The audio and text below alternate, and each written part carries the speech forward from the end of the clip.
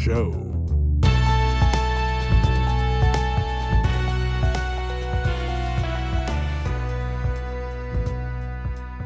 Brothers, sisters, friends, enemies, and neutrals. Sometimes I quote Abraham Lincoln.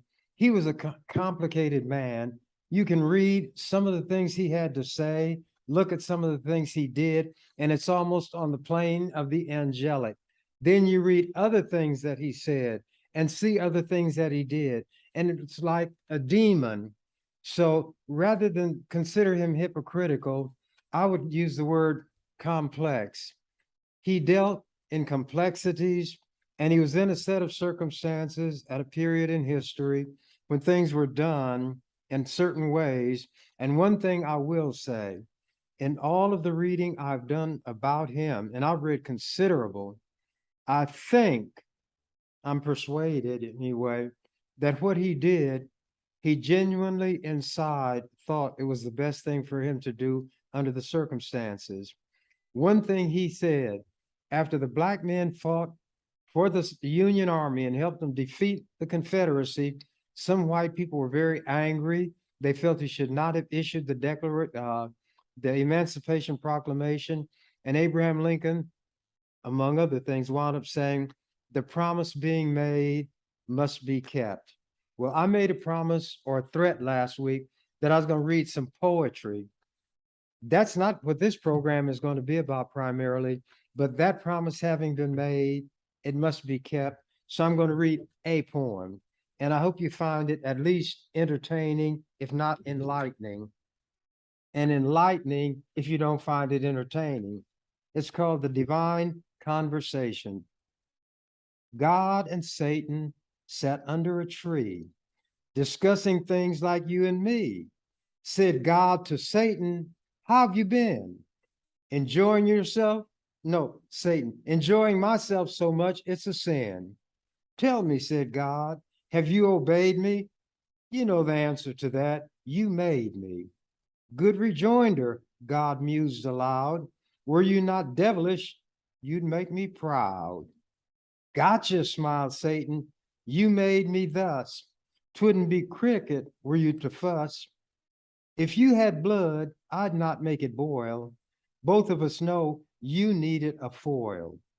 From the beginning, it was your plan to grant me a key role when you made your man. Without me to battle, you know this is true. There'd be no reason for man to seek you. In your overall plan, I'm the key. Man would not worship you were there no me. Fate you created, and fate did us join. Opposite sides are we of one coin. Man shall deem me a gross wicked elf, not knowing I am a part of your self. As sure as predator, prey will be stalking.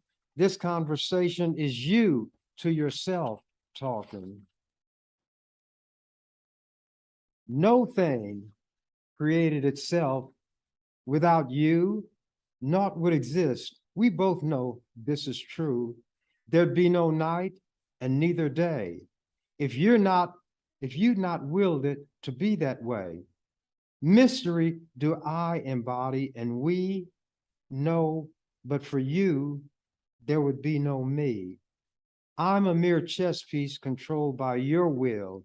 If you don't move me, then I remain still.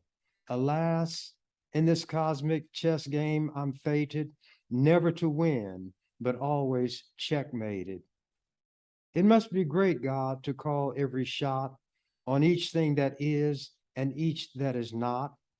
Satan, I made you because if I only existed, I'd be all alone, therefore lonely. Satan broke in. Sorry, God, but we know my role is raising Cain, so I gotta go. You so ordained it, so I must get busy, keeping things roiled up all in a tizzy, toiling each minute and every hour, assiduously seeking whom I may devour. Man worships you, but curses my name. That is the cardinal rule of this game. You have your role and I have mine.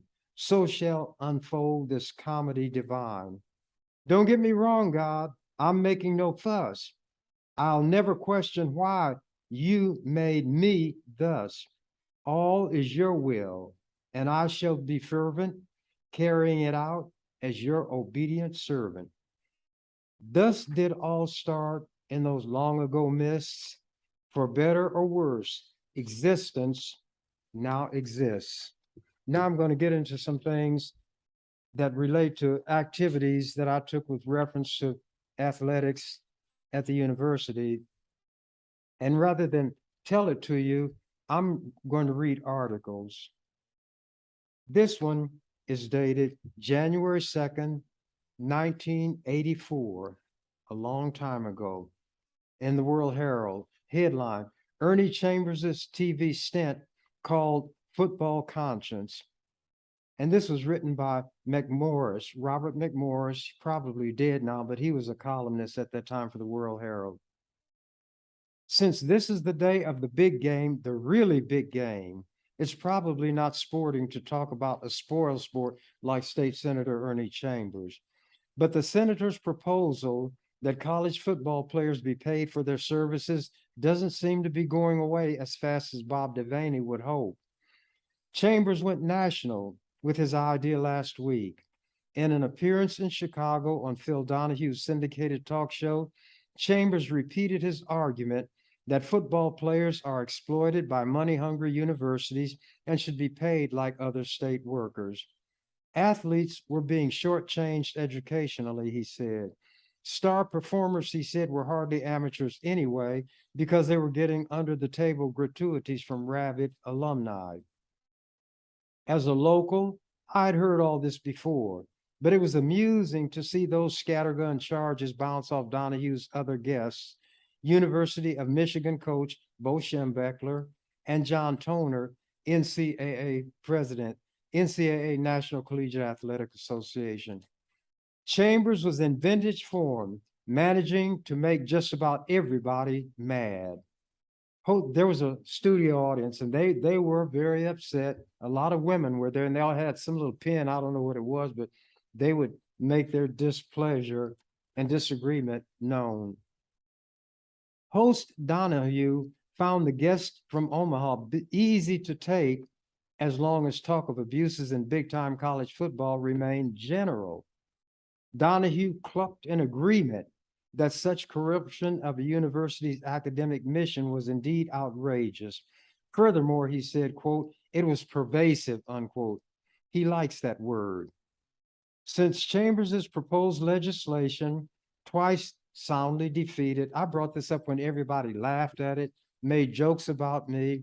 A comic strip that existed then called Tank McNamara about a football player was ridiculing me. So I was ridiculed in the funny paper, nationally syndicated, ridiculed and criticized in sports columns all over the country. But there were a few who did kind of understand. And they knew that what I was saying was true. They just didn't want me to spoil the sport for them, where they take in tons of money from these unpaid workers. But going on, ugly turn.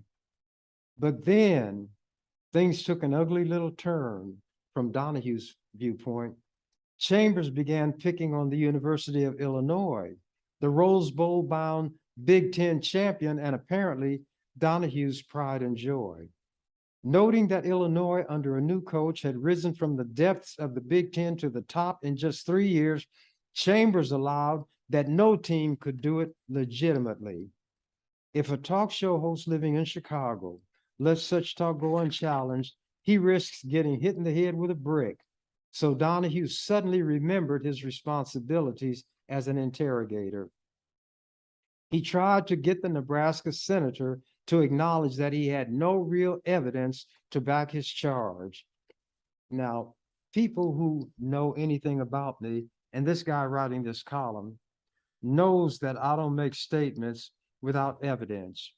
But he had a column to write. And in Omaha at that time, especially with the World Herald, attacking me was the thing to do. Continuing, somehow Schembechler was drawn into the argument. I'll read that statement by this columnist again. Donahue tried to get the Nebraska senator to acknowledge that he had no real evidence to back his charge. Somehow Schembechler was drawn into the argument. There had been rumors about abuses at Illinois, he said, but he wouldn't say he believed them, and he wouldn't say he disbelieved them.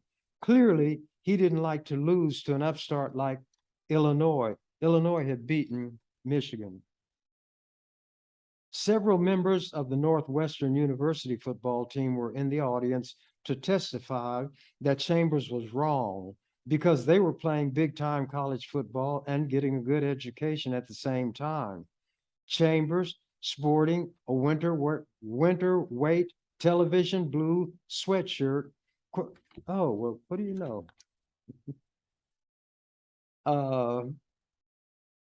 Let me find myself. Questioned whether Northwestern was the kind of big-time football school he was talking about. One of the players said Northwestern, and he was a black kid. I think they set him up to attack me because I'm black and he was black, and all these other guys with the team, they filled up a section with white. Big bruising guys. You know how football players look, but nothing intimidates me. One of the players said Northwestern is in the Big Ten, and the Big Ten means big-time football. Chambers then extracted from the player the unwillingly given information that Northwestern won just 2 of its 11 games last season. The senator said he did not consider that the record of a big-time football team. Chambers looked pleased with himself. The player did not. A conscience. While a few citizens would want to put university football players on the state payroll, Chambers does make the point, and forcefully, that the sport is overemphasized on most large campuses. Toner, the NCAA president, seemed to think Chambers had raised legitimate concerns, saying he was, quote, like a conscience, unquote. We ought to listen to our consciences, but it's nice to know that the Cornhuskers are in the hands of an honest straight arrow like Tom Osborne. Meanwhile, go Big Red. Those players were getting money under the table too. And I knew the players, not all of them, but a lot of them. And one of them that got me started on this, he didn't ask me to do it. His name was Jarvis Redwine. He was married. He wasn't allowed to have a job, couldn't take care of his family. I thought that was wrong. And I told him, you guys are doing more work than most people do who get paid. So I'm going to try to get you all some pay. And that was way back around 1980. So I brought a bill to make them employees of the university, paid like others who work for the university. I pointed out that the students who worked for the newspaper got paid, that students who served as proctors and whatever else in a classroom got paid. Any student who did anything on campus was paid. But the difference between them and players is that they sucked up money. The players generated money. So the revenue generators were the only ones who got nothing. The coach had a big salary. The athletic department had a good salary. The athletic director and all the other sports were underwritten by the money brought in by the players. I knew what I was talking about. But I read to you where this reporter said he tried to get the Nebraska senator to acknowledge that he had no real evidence to back his charge. Guess what happened 2 days later? And this was in the Lincoln Journal. Letter of charges sent against Illinois. Champaign, Illinois. A letter of charges against the University of Illinois football program has been mailed by the NCAA to UI Chancellor John Cribbett, the Champaign-Urbana News-Gazette stated. The enforcement arm of the NCAA's Department on Infractions has completed a nearly 2-year investigation of the program and composed a, quote, letter of charges, unquote, according to today's editions of that newspaper. It was mailed after Christmas at the UI's, that's University of Illinois' request, so as not to shatter the Rose Bowl atmosphere, the News-Gazette reported. UI Athletic Director Neil Stoner said today that he did not know the specifics of the NCAA allegations, and that the charges would not be made public until after a 90-day internal investigation. Someday, that anti-Ernie Chambers World Herald will have to acknowledge, and they have down through the years since this, that I always do my research and I have facts when I speak. And that's why they don't like to debate me, if you want to call it that. They know that I'm telling the truth. They know that with the job they have, they cannot acknowledge the truth. So they have to write what the World Herald's editorial policy is, which is that I'm a loudmouth, a stuffed shirt, and don't know what I'm talking about. Well, since then, a lot has changed. Players can make money from their image, their likeness, and so forth. There's one young black player. His name is Decoldis Morris or Decoldis Jackson, and his name is Decoldis. So he got a job. Well, he does commercials and he's paid for it with one of these air conditioning and heating firms. And he gives his commercial. He Decoldis, whatever his last name is, and they are the coolest firm and on and on. But anyway, everybody knows that I was right. They knew I was right then, but nobody would say it.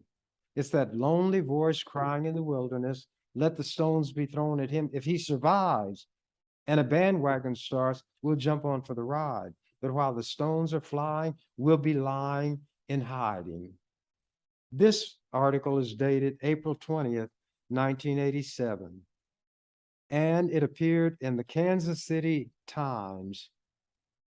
Headline, Legislator helped two regain aid. Then the sub-headline, Gymnasts at Nebraska regain scholarships after legislator steps in. Scholarships, how binding are they? And here was the story they wrote.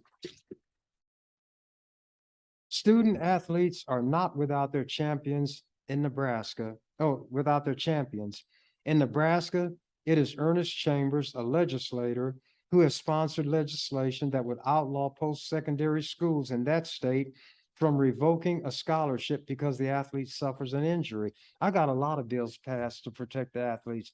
This, where their scholarship couldn't be revoked when they were injured, they have to have insurance and just any number of things before the NCAA could take action to discipline either a player or the school. They had to follow the standards of due process, which other states picked up and passed similar legislation. And I don't use this kind of language, but an award was created by the NCAA staff members. It was called the Ernie Chambers Pain in the Ass Award. I don't use their language, but those are white people. That's the way they talk. In continuing, last fall, Chambers fought for the reinstatement of scholarships for two women gymnasts after they were revoked by the University of Nebraska. Janet Holling and Renee Gould, then members of the Nebraska women's gymnastics team, each had a full scholarship when they suffered injuries during the 1985-1986 school year. Now, why wouldn't anybody else speak for these women?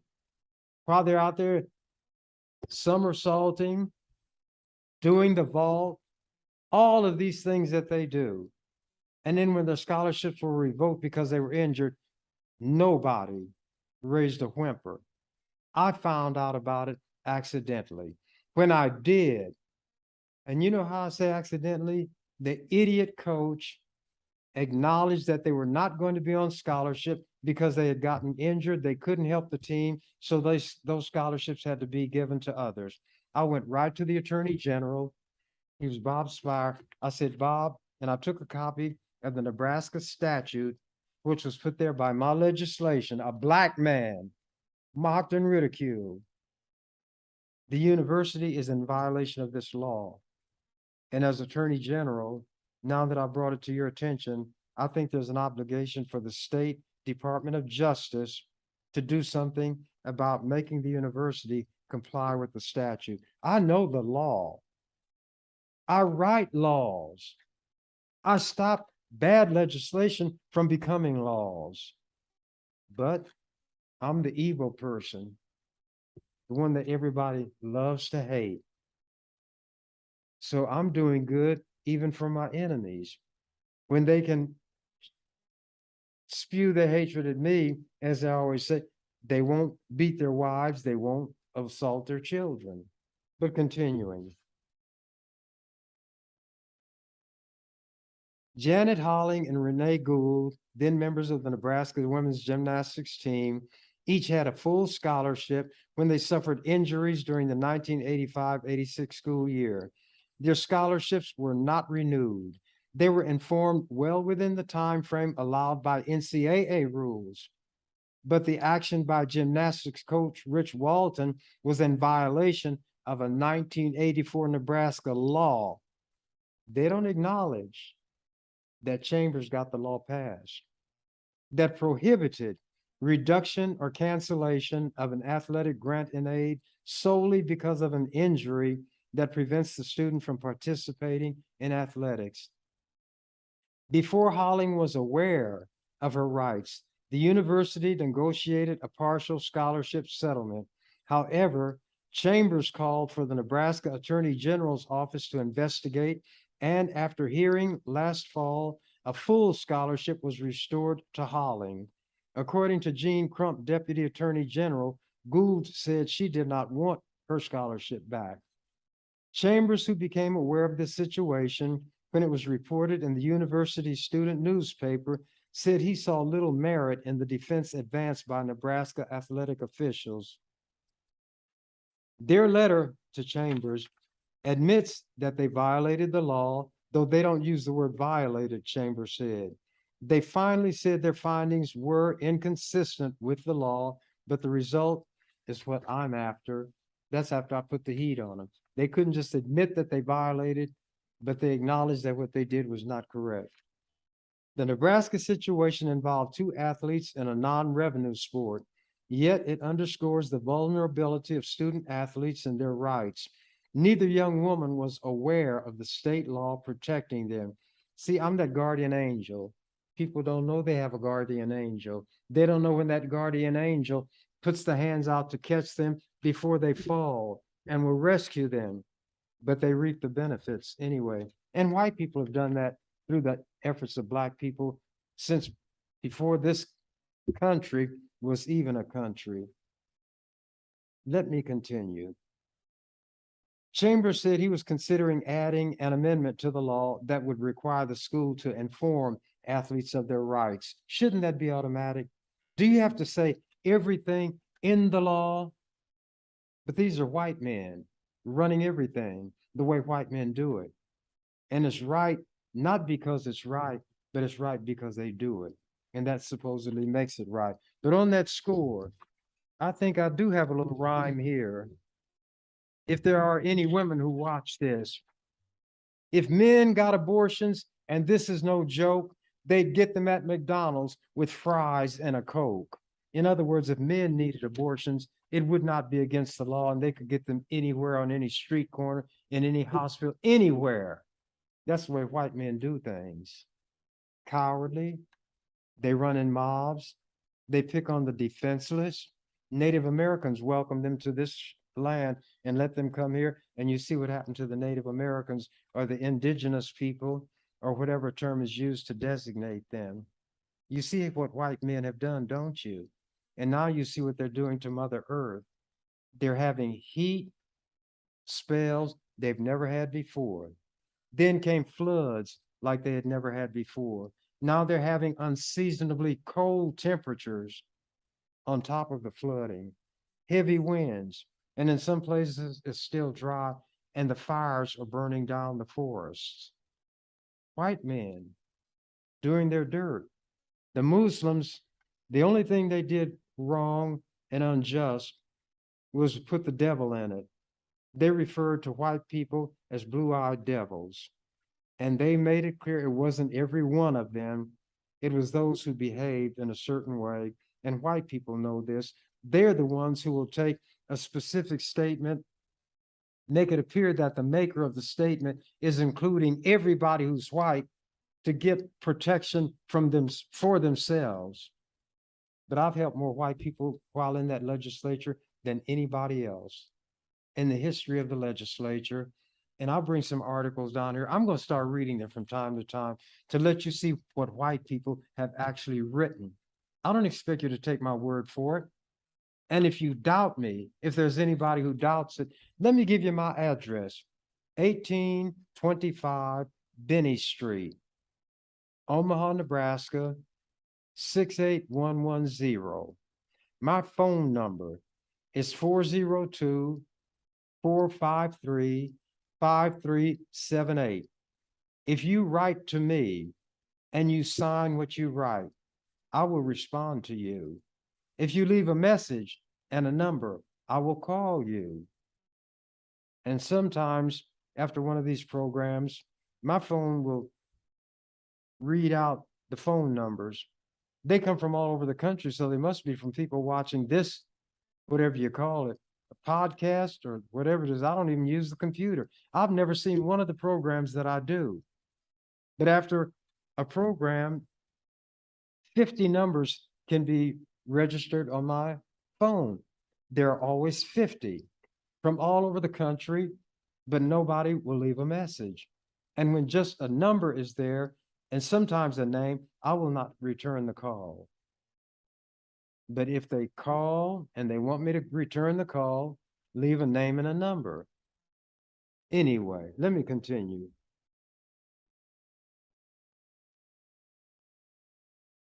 Thinking about getting an amendment to require them to inform the athletes of their rights. The thing that troubles me about this is that the people who the athletes need to trust most are the ones who violate that trust, Chambers said.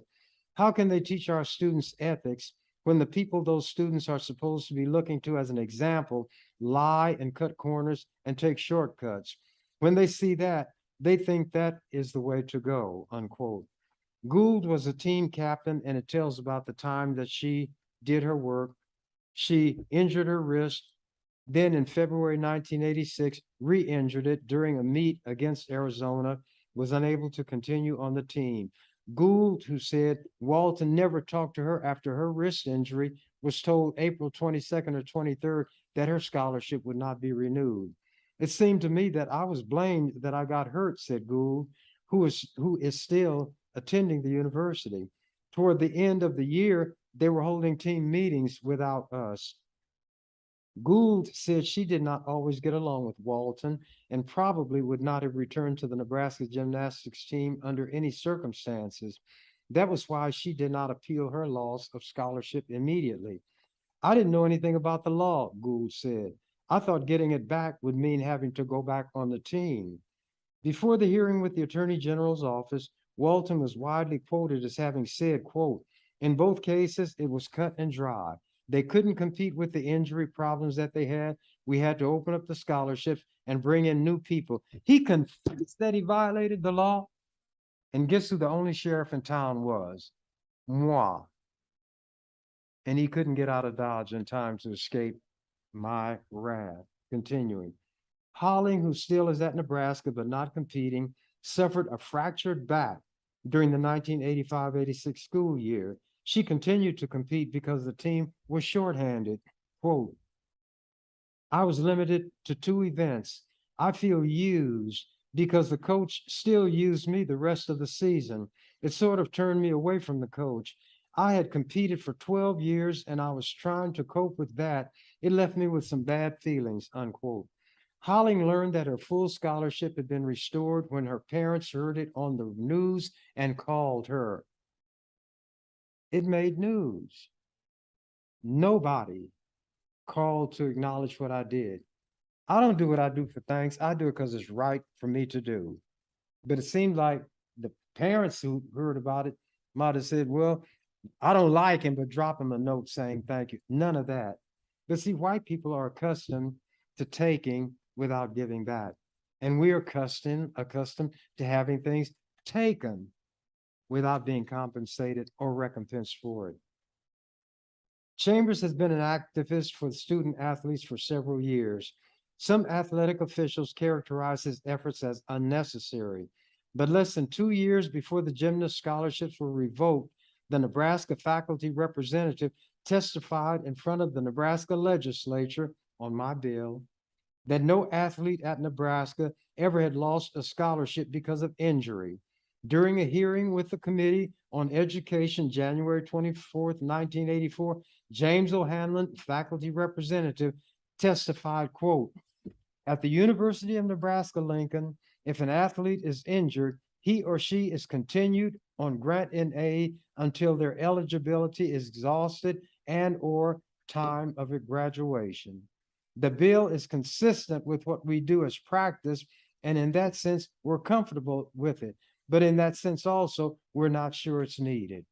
My bill, he testified on, they knew better than to oppose a bill of mine because budget time came around and they were a bargaining chip on the table all the time. They didn't need it. They wouldn't take a scholarship anyway. And what happened even after the law? I've read it.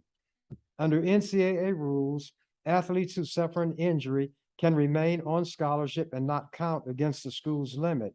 That's what O'Hanlon said. That was what we have always done.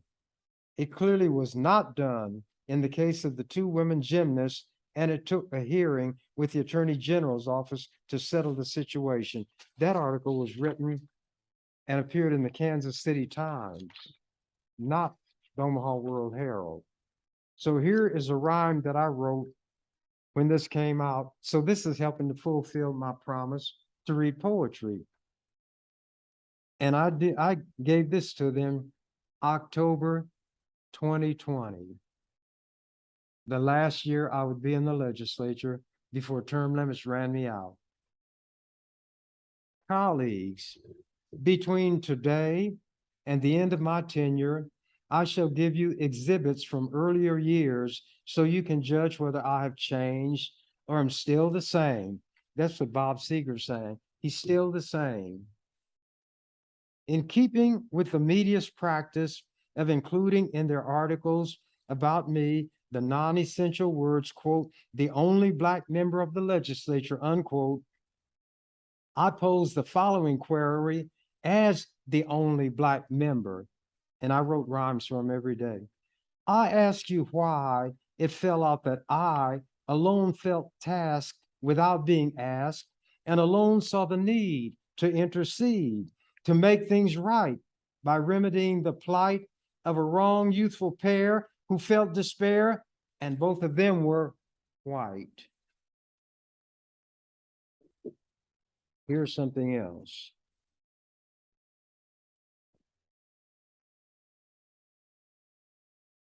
Headline, Collier playing tough. Basketball coach won't reward ex-Husker Kevin Augustine by releasing him. Nebraska men's basketball coach Barry Collier on Friday defended his decision not to release former Husker Kevin Augustine from his scholarship despite heavy criticism from Augustine's father. Quote, decisions that coaches make are not always popular, Collier said, but they are correct. Augustine, a senior point guard from Los Angeles, has transferred to BIOLA University, a National Association Intercollegiate Athletic School.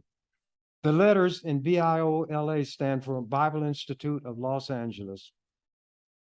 Collier's refusal to issue a scholarship release means Augustine must sit out the first semester under NAIA rules, meaning he will miss 10 games. The voice of Irby Augustine, Kevin's father, rose in anger as he discussed that decision by phone from Corona, California. Quote, maybe it is still all about winning football games at Nebraska, he said.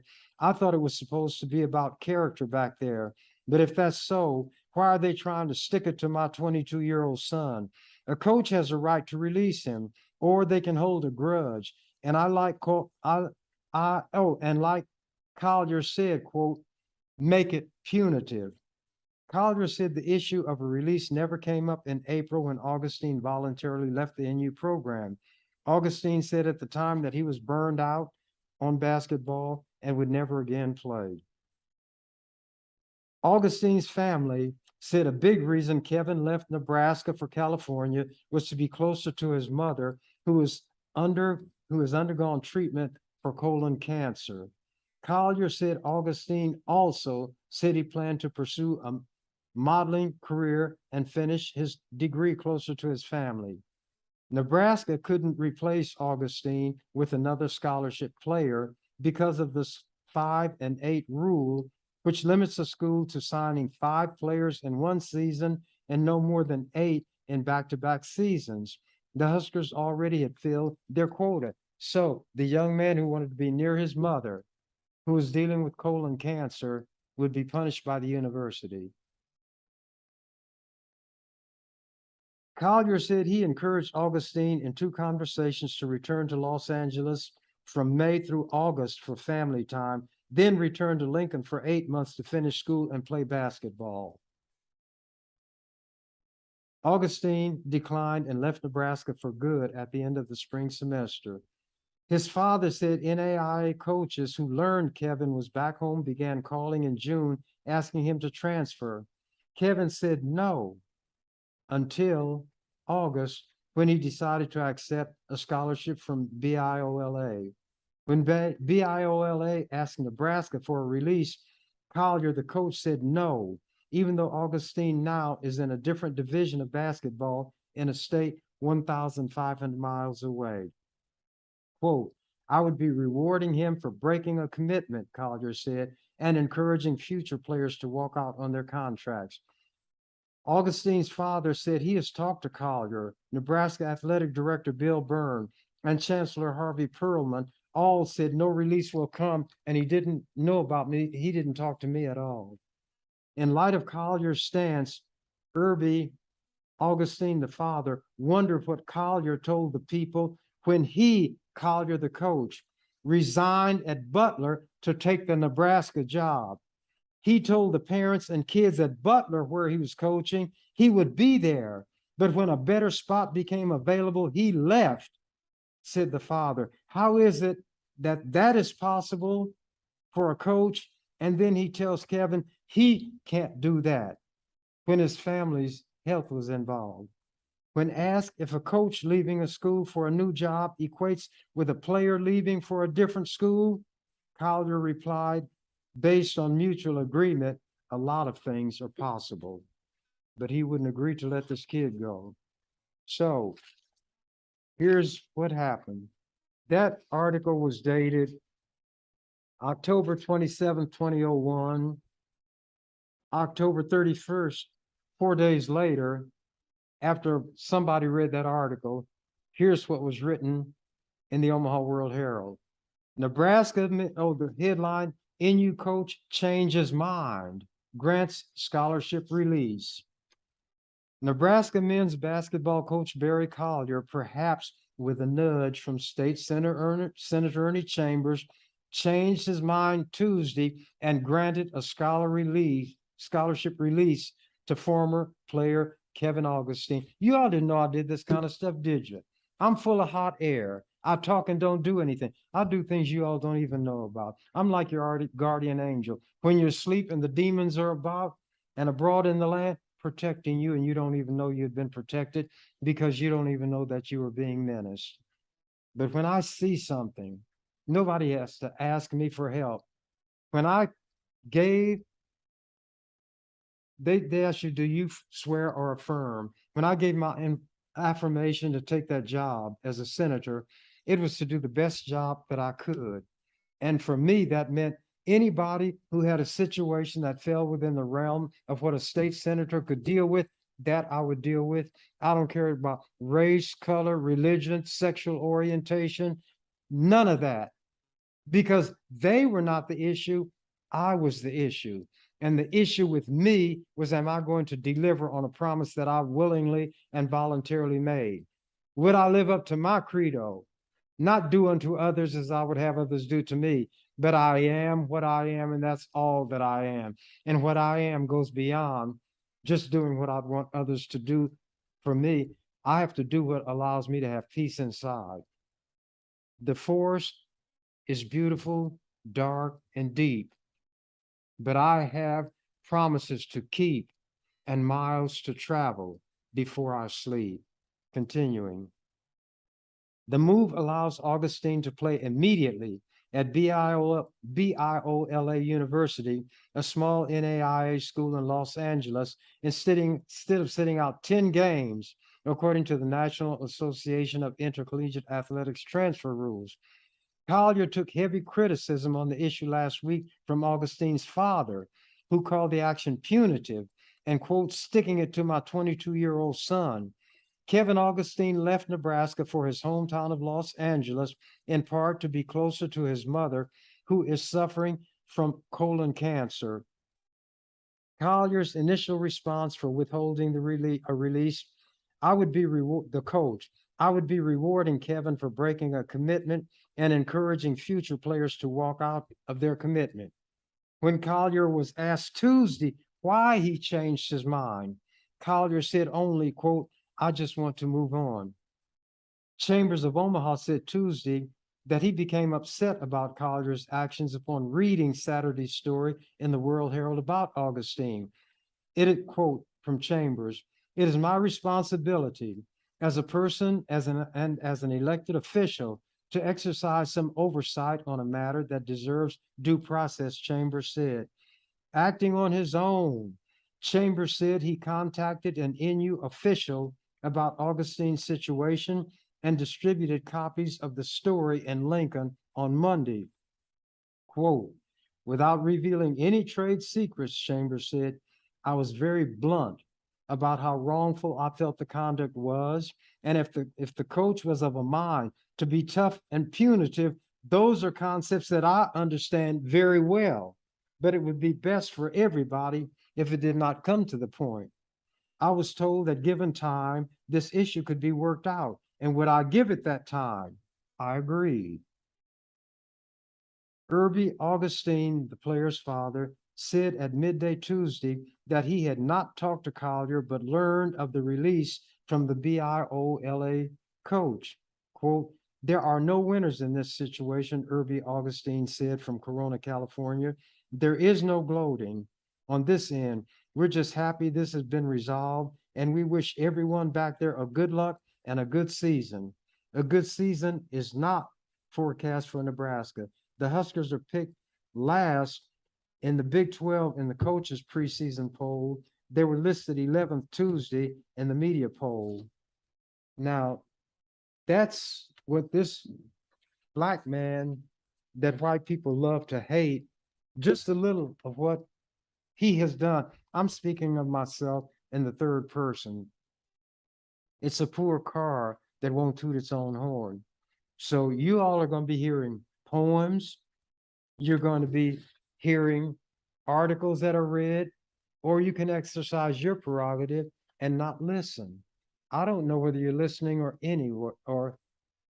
watching anyway. As I've stated, not one of these programs that I've done, or whatever this is called, have I seen, because I will say what is on my mind under the circumstances where I have the opportunity to speak. There are no guidelines for me here, no restrictions, and if there were, I simply would not agree to do this.